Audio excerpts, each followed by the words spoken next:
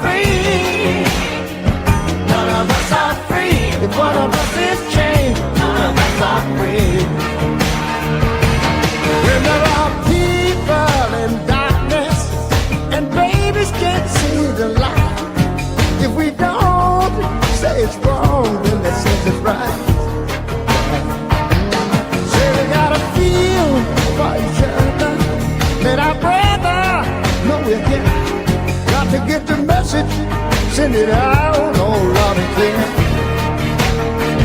None of us are free. None of us are free. None of us are free. If one of us is chained, none of us are free. It's the simple truth we all need to see. None of us are free. If one of us is chained, none of us are free. That's a great collaboration between Ray Charles and Eric Clapton. None of us are free. This is Leid Stories. I'm Utrice Leid. And just to remind you, this Sunday, that's a couple of days from now, I'm going to be in Manhattan at the Community Church for the specific purpose of meeting you and talking to you and sharing thoughts and ideas with you. And I'm hoping that you'll be there.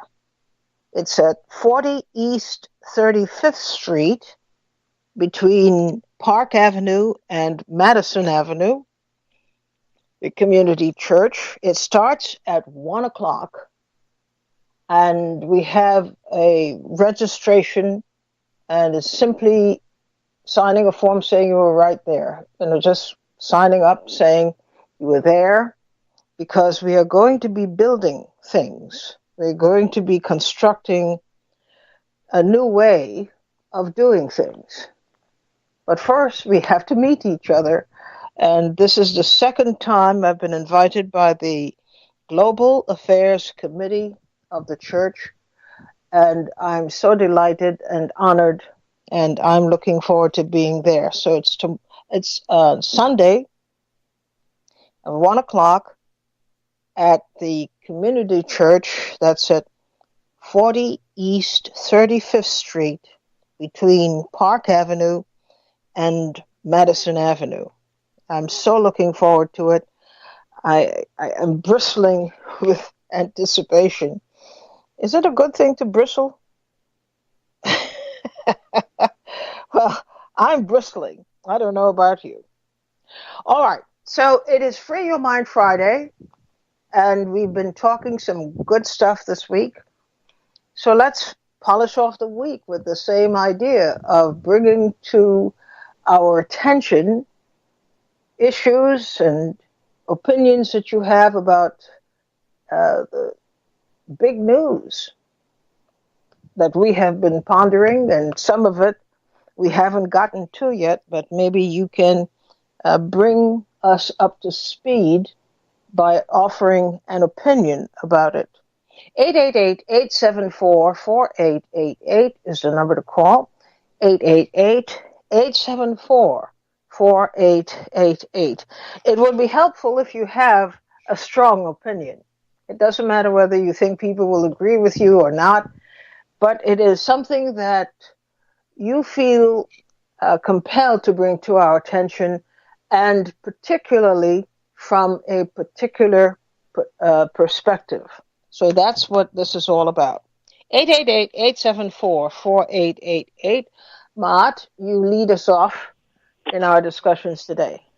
Yes, greetings, beloved. I'm just so delighted. I have been itching. I thought that in the first few days, at least a good 3 days, I think that what you had to say about the current situation in this country should be put up in some sort of audio podcast or audio YouTube. It was just excellent.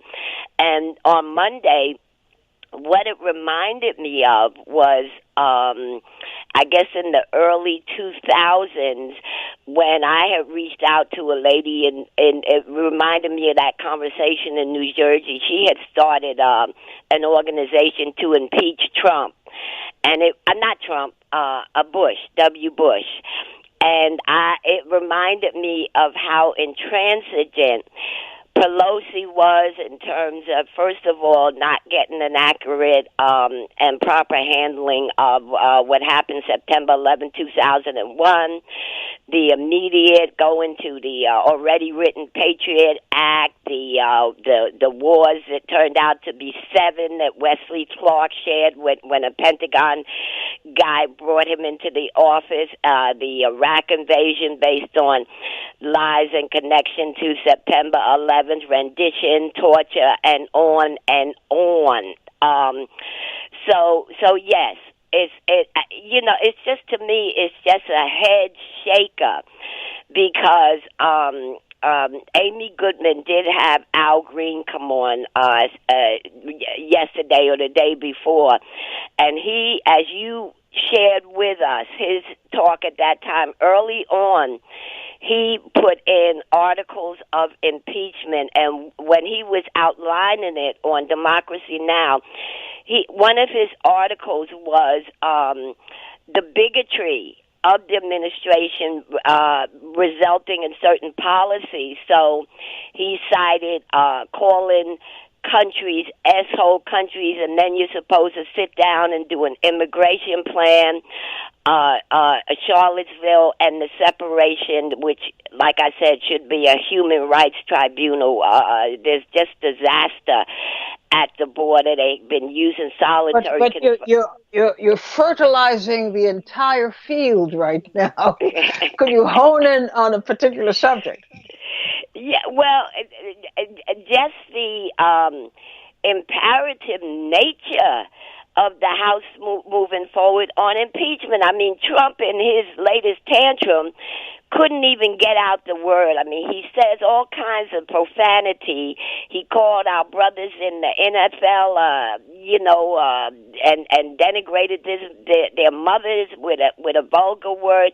Yet he called it the I word, as if it's a bad word. So he doesn't want that huge stain. Clinton lost his license for 5 years. That might back off some of his crazy business dealings when he's out of office.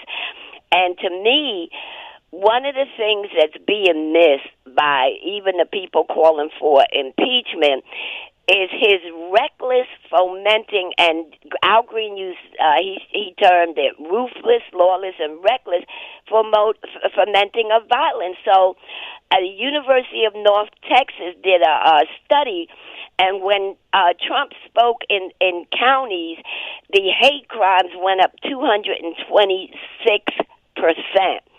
So somehow the people calling for impeachment, just recently, he's one of his.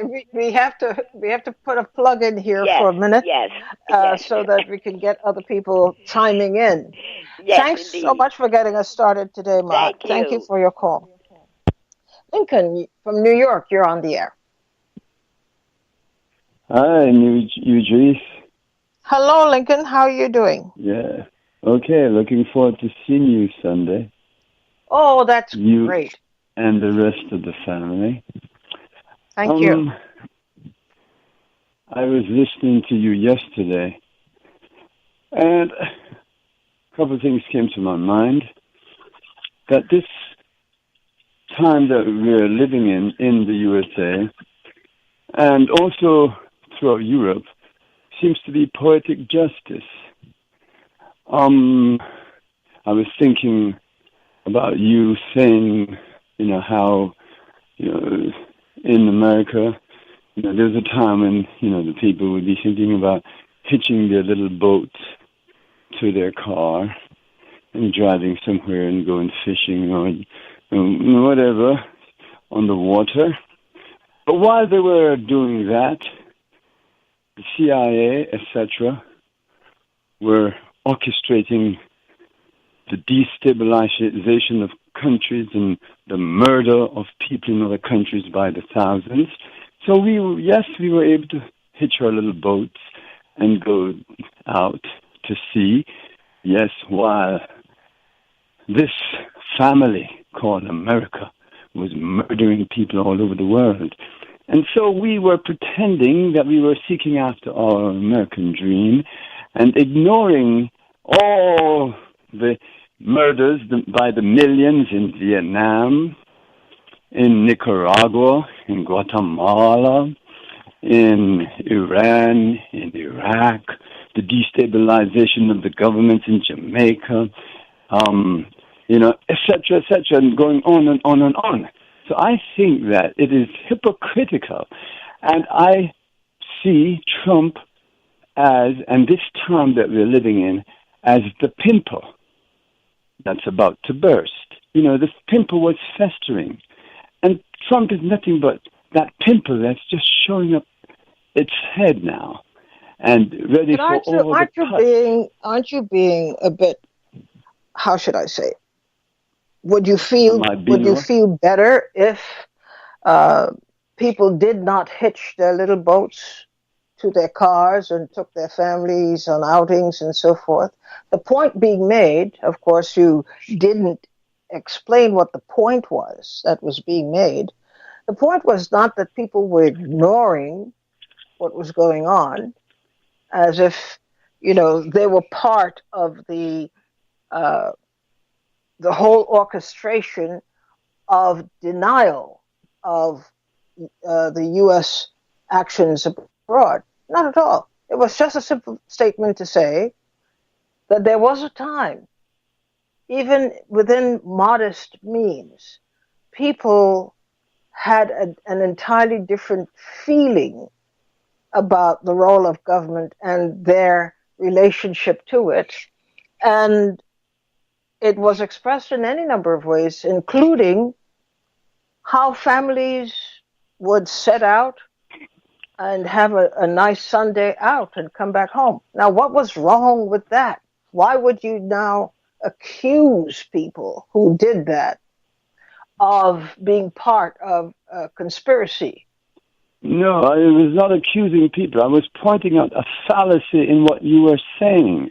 It's just similar to the fallacy that when black people were trying to fight in World War II, and they were ready to kill for this country and kill for other countries, when black people were living in such abject misery in America, etc. You couldn't vote. You couldn't drink water from the same stand as the Caucasian. But yet you were trying to go to Europe to go kill Hitler, and that's what I'm saying. That was the fallacy in what you were saying yesterday. But you see, that's how you. I'm referring to how you were phrasing it. That they were trying to do this. No, they were part of the whole of the country that was ordered into service of a country. There's nothing particularly sinister on their part about it. This is just how life turned out. They were ordered to go. So they went. My point is this, though. My point is the way in which you couched it yesterday is a romanticization of the evil. Lord have mercy. It is.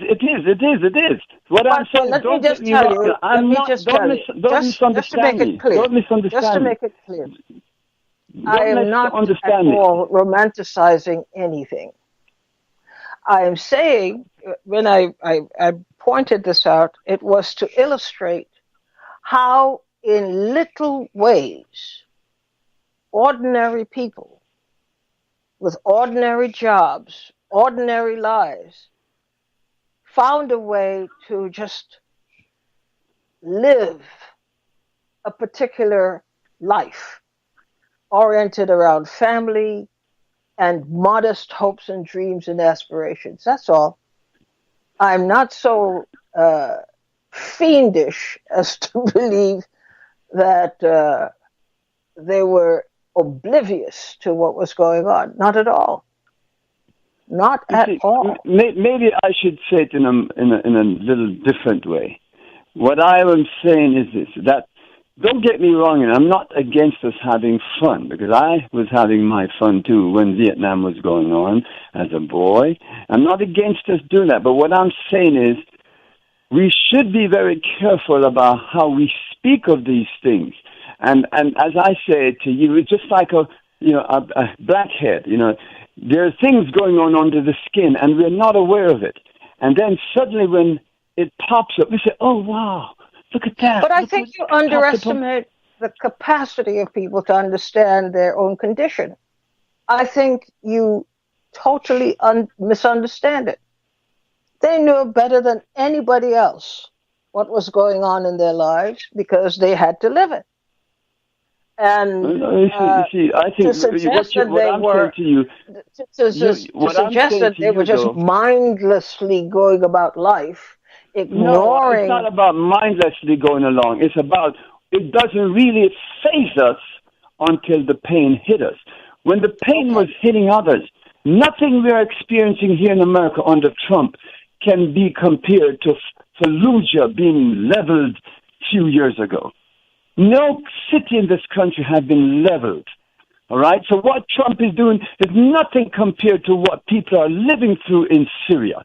And if we want to say that is so, then we are really in total denial. Nothing that we are facing here. I'm trying to figure out where you got the impression that that is what people are saying. That they I didn't say that's what they are saying. I'm saying, but our behavior is indicating that we don't, respond until we feel pain. That's the point I'm making. I'm not saying that's what we're saying, but we have to be careful about some of these unsaid things. I know people who they see horrible things occurring, and they say nothing till the horrible things hit their home. And that's just like Malcolm X said, chicken coming home to roost. And that's what I'm saying we must be careful of and mindful of. The way everybody's knee-jerking about Trump, where was the knee-jerk when you all were killing people in Vietnam? Where was the knee-jerk? You're making huge leaps here. And I think you ought to be cautioned about that. You can't say, make a sweeping statement that this is what all the people are thinking and this is what all the people are doing. No, you'd be really taking on extraordinary authority in making these statements, and they wouldn't be true. Look, life is life. People live in all these different ways, and they try to cope with the challenges before them. Don't stand up there like the prophet in the wilderness condemning everybody because you see some people appearing to be living a normal life. They're not. And they would be the first to tell you that. But they have to have some kind of way to deal with the extraordinary circumstances that they have to live with. And this is a thing that troubles me. Many people think that you're not really living a life accordingly if you happen to have some fun. There should be no dancing. No, you miss my point. I'm not against us having fun. I'm not against us having fun. continue to have fun. But Yes, what I'm saying is, we have to be you are careful so how you said it. dogmatic, is what I'm trying to say. You leave little room for the possibility, even the possibility that you might be off center. You are very dogmatic. I think your statement yesterday was you may not realize it, but it was very romanticizing, and it was. Oh Lord. Okay, and I think that Goodness. I wish you were more vociferous, like about the other evils No, of and the that's the world. thing I don't like about the so-called progressive community. Unless you walk around in sackcloth and ashes, unless you are down all the time, unless you can see nothing optimistic in life, then you're not true. You're not true to the cause. Come on, I didn't. understand You remember that now? I said I'm not life against is people different having for you. fun. It's I about. hope. But here you are chastising me for making reference to how people, in their way, managed in circumstances that were very dicey. They still managed to put the idea of family and neighborliness and all those other things that we allegedly cherish. They still managed to do that, or still tried to do that. It was not about them ignoring the reality of life. They were, in fact, suffering the brunt of it. But they still managed to try and keep things in perspective. You can't dictate how people are supposed to react to the circumstances that they're living with. You see, you trees. I think you're missing what I'm saying. I'm not against the people going fishing, etc. When you pointed it out to me, it's like you were ignoring what was festering while all of this was occurring. That's my Oh point. no. Then you weren't listening. You might have been hearing, but not listening, because that is not at all what I communicated. Okay. Well, maybe we do some more clarification on Sunday. Okay. All right. I'm looking forward to a hug from you. All right. Love you still. Thanks Have for a calling good in. one. Leslie from All New right. York, you're on the air. Hello, greetings to everyone, and you too, Latrice. Thank you, and to you too. Okay. I have suspected the mainstream media of propaganda and censorship for many years. And I became aware of William Binney, Binney, the ex-NSA technical director, who became a whistleblower after 32 years of service. He says that the CIA has infiltrated the mainstream media and the major press between World War I and World War II. He says also that after 9/11, his revolutionary information processing system, called the Thin Thread, was used to illegally spy on the private communications of all Americans, which are performed without search warrants via phone calls, the internet, and digital media. He's also with a group called the Veteran Intelligence Professionals for Sanity. They're having the same problems with the NSA. They're all whistleblowers, and they're trying to alert Americans as to what's going on with this spying on all Americans. Anyway, there's a mini biography of William Binney, Binney, on ExpressVPN, Victor Paul Nunn, ExpressVPN.com. It has links to documentaries featuring him talking about this problem with the spying of by the NSA on all Americans. Okay. Is that what? Well, I think is that it? Yes. I want the your audience and you to be informed of these goings on because it's very serious. It's been going on since 2001, and I'm only giving a very concise summary of this whole problem. But I'm hoping that the PRN audience will look beyond their personal problems and their focus on the Black community. We have a lot of problems, but this is a problem that's facing the entire country, and it will only get worse if we don't become aware of it. We all don't become aware of it, and we don't make it a point to tell all our friends about it. Well, first of all, inform yourselves. Tell your friends and family about it, and then write your Congress people about it, especially the newer Congress people who seem not to be afraid of the establishment. So we have to use those people to undermine the NSA, get our country back on track, get back to the Constitution, and hopefully support all of our rights in the long run. All right. Well, thank you. Thanks for your contribution today. David from Brooklyn, you're on the air. Yes, good afternoon, you trees. How you doing? I want to take this opportunity to thank my committee. I'm on that Global Affairs Committee, and having them give me a leadership role in coordinating this event. I'm looking forward happily to seeing so many people come out on Sunday, and I will be delighted to see them, to see you, and all the things that we're going to talk about. Also, I want to make it clear that this is not a fundraising event for the community church or the committee.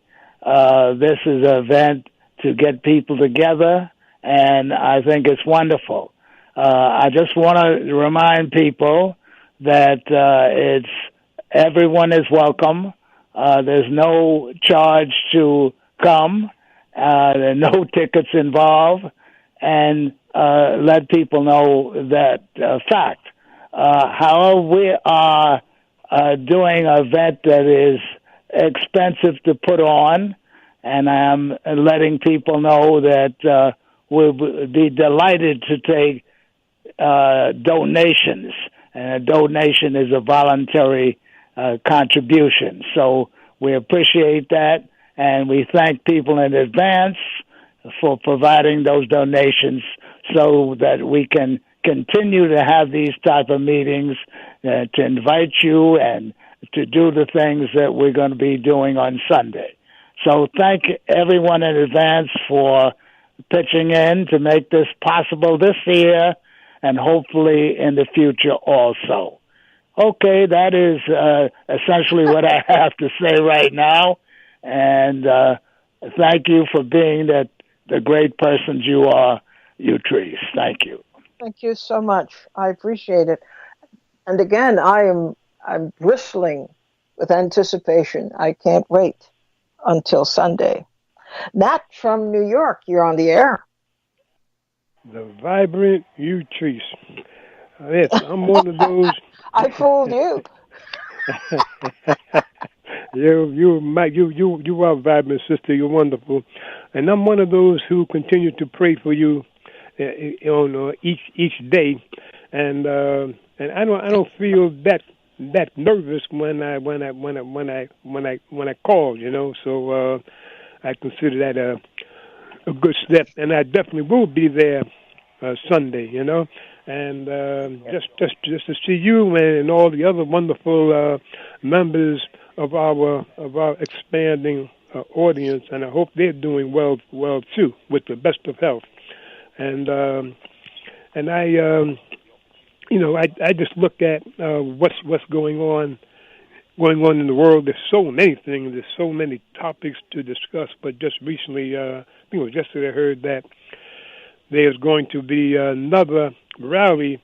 It's going to be bigger than the one last month, and that's the protest against the climate destruction, which was started by that young girl who is now 16, Greta Thunberg, and she's the one who started demonstrating in front of the Swedish Parliament she would take off from school every Friday and would have her signs and everything, and eventually more children joined her.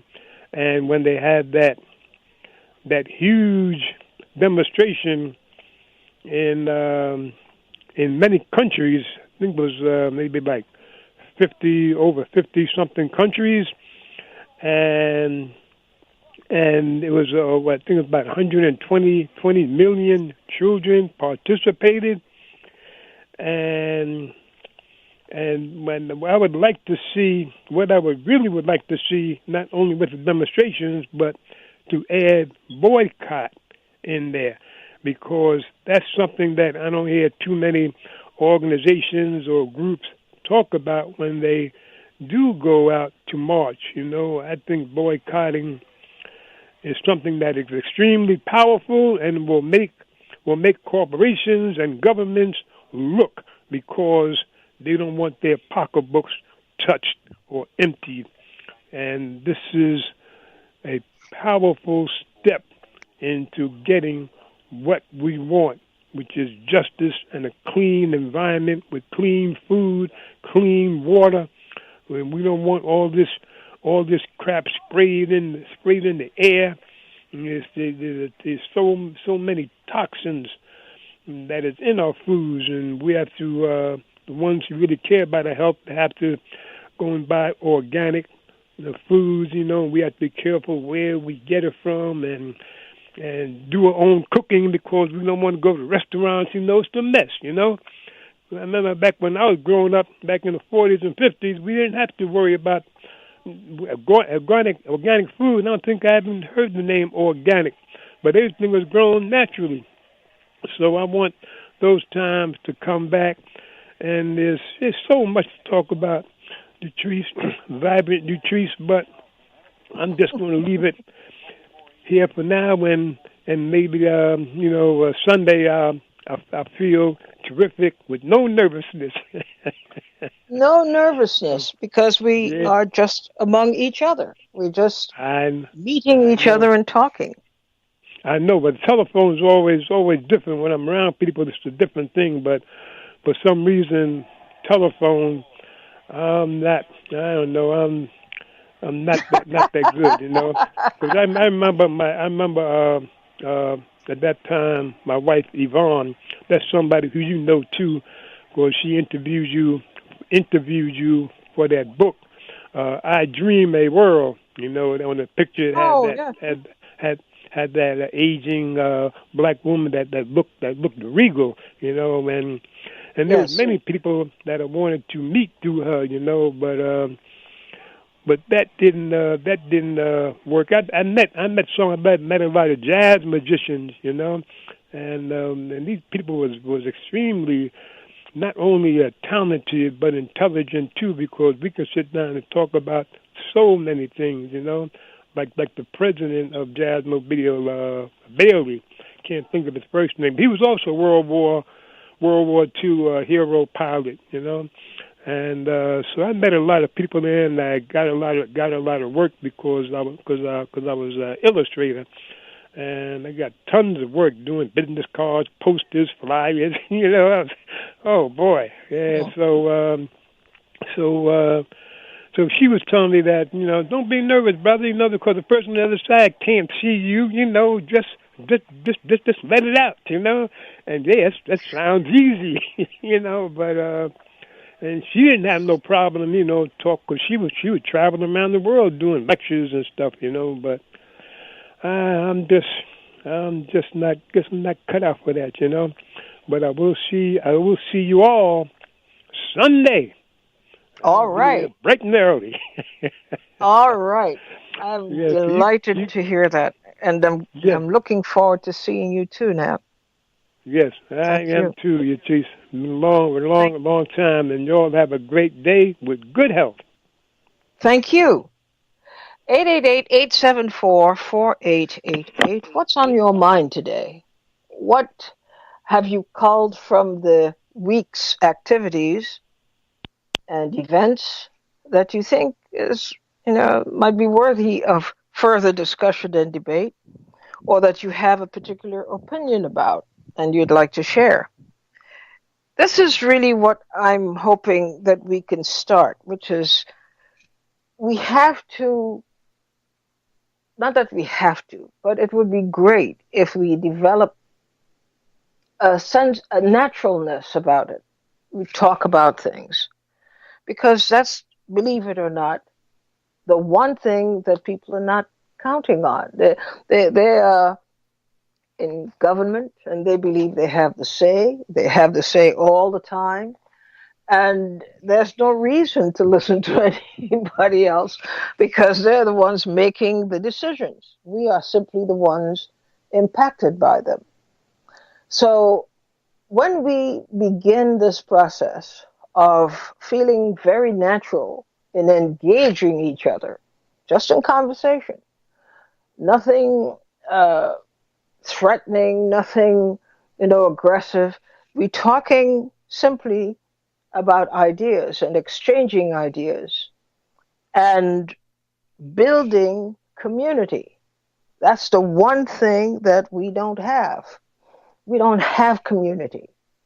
And by community, I mean just people who feel comfortable and natural talking and engaging with each other about things that they have in common, concerns that they have in common, projects they'd like to launch and see move ahead, issues that may not be on the front burner right now, but soon will be. And so we prepare for these kinds of things. It is the most natural way to build a community. We think that something has to happen, and then we react, and then we see the natural progression. Things are hot for an intense moment or two, and then fizzle away. Because we are forced together most often by circumstances in our lives that we are reacting to, not acting on. So I want to encourage people to do that, to be able to talk to each other in a instructive way. You could disagree. You could disagree. There's no problem there. And we shouldn't make it a problem. But we don't, for, I would say the most part, we don't really understand the importance of communication. We really don't. We give it short shrift. And yet it is so vitally important. We've got to extend ourselves to each other. And so we would be moving in a different direction without it being a big deal. We're just moving in a whole different way with each other, you see. And we will find out over time what a great thing it was that we had the foresight to do this. Just talk and build our communities from the inside and strengthen our communities from the inside. And so we don't have to always be reacting and, we have a burst of energy directed at something and it lasts for a good minute, but then it's done. No, we want to encourage long-lasting, it may be slow change, but it would be long-lasting. It will be effective. And more than anything else, it would be us, ourselves, in the leadership role. When I say leadership, it's a word I'm very kind of skittish about. But I mean that we are lending our ideas to other people's ideas and joining them up and coming up with something that suits us well, something that has our interests at heart. And we build on it consistently It doesn't have to be a big thing and a big fair and lots of lights and fireworks. I find those things scarily temporary. We need to go low and slow, like you're making a good gumbo. 888-874-4888. We have quite a few minutes left, and you can get in your thoughts before we end today. I'll tell you what I'd like you to keep in mind about Sunday. I have no idea what the plan is. I have an idea only that we should plan to make an effort. That's all. Just let's plan to make an effort to gather together and form community. You belong, as of Sunday, to a community, a budding community. Where it goes from there will be up to us. And it also will be up to us whether it goes anywhere. But the main thing is that we will have had the opportunity to shake hands, meet each other, laugh a little bit, and you would have started a revolution. It doesn't look like a revolution. It wouldn't feel like a revolution because we have long since misunderstood the term. We think revolution is radical and it's about guns and shooting. No, none of that.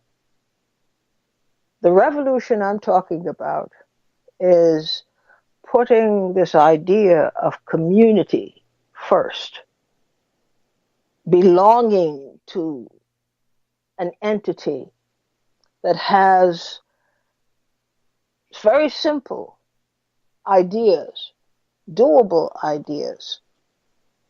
And in our own way, we will just go ahead and get them done, these ideas done. But we'll talk about it.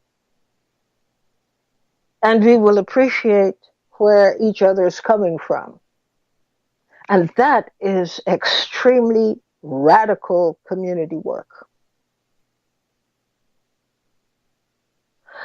So I'm looking forward to it. I really am looking forward to it because it's the kind of work I've done all my life. I've always done community work that, moves away from the models that we were presented, that you have to be known, you have to have big time public relations and people, pumping you up, and if not, then you're not really in a community. But I also know the other side of it. When you build community and you go about your work very purposefully, very much under the radar, and you can see the immediate impact it has in transforming how people in these communities begin to change their ways of dealing with each other. Why is this important? It is important because when all is said and done, what we have or what we could have going for us is just that, community. We will not be strangers, and therefore we will not succumb to the vagaries that communities succumb to when they're not together, when there's no sense of a common cause, a fellowship. You leave yourself open all the time to strange forces acting on you and destroying the very thing that would keep you alive, that will keep you centered. And it's very simple, very simple. But if you really take some time and you look at how our communities were systematically fractured, you can see at the base of it was the consciousness on the part of forces that are against people coming together as a community, that's exactly where they went to disable any possibility of progress. So I really am so enthusiastic about the idea, and I would like to just encourage people to develop this idea.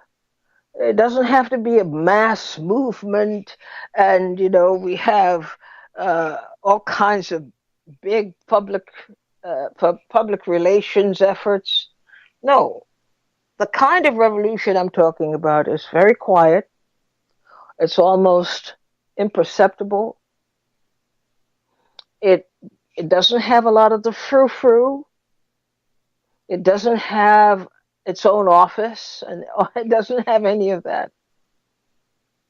Because each of us should be able to be an agent of change, just the way we are. It reminds me of,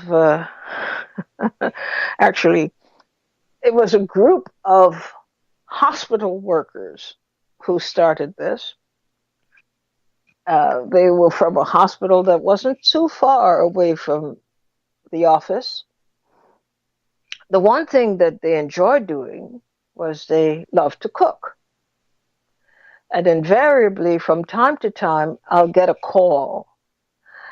And on the other side of the call would be, we're making dumplings, chicken and dumplings.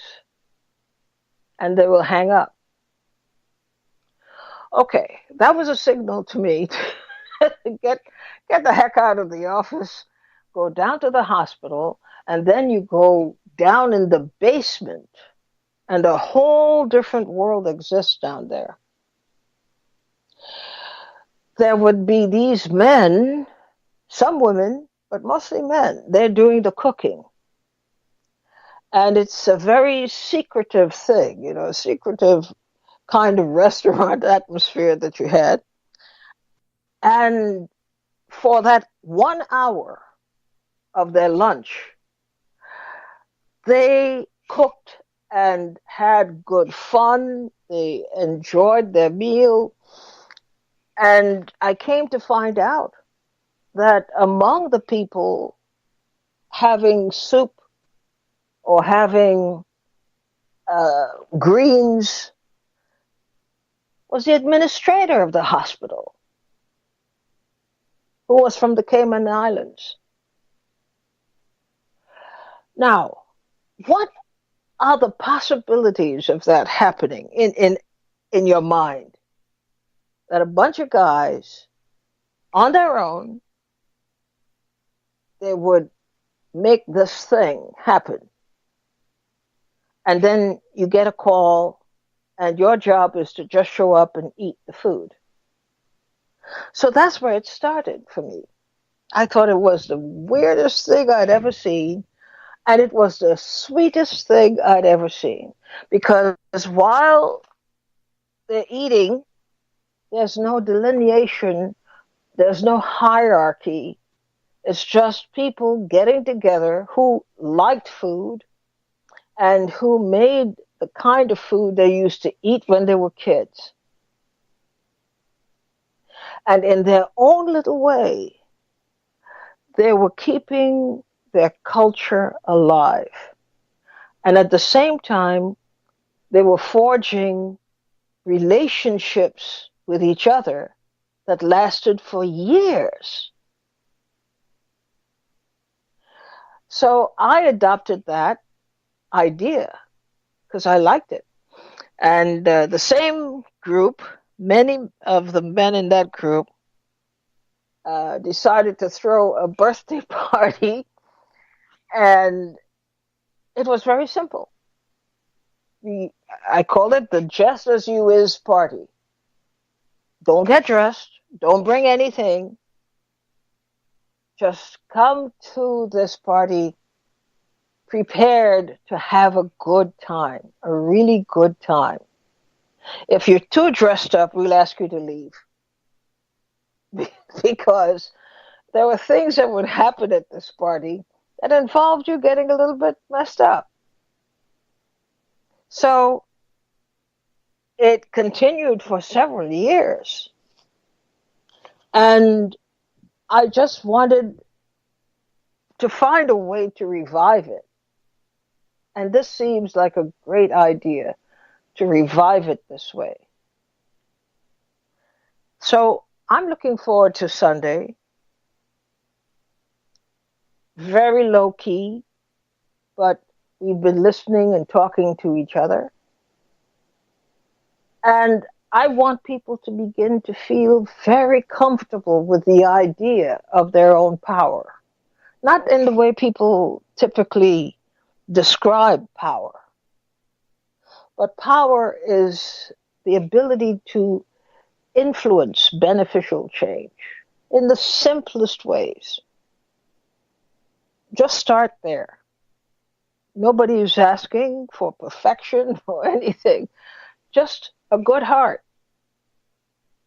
And you build on that. You'd be amazed that probably years from now, you would recall these moments and you would see for yourself how, without expecting it, you created change.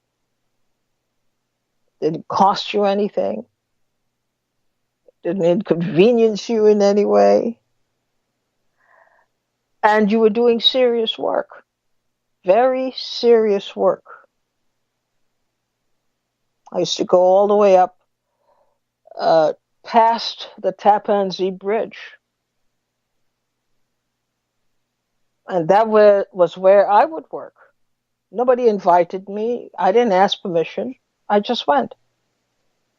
It was a heavily Haitian community up there. And I would go because I used to love to drive around and see new things.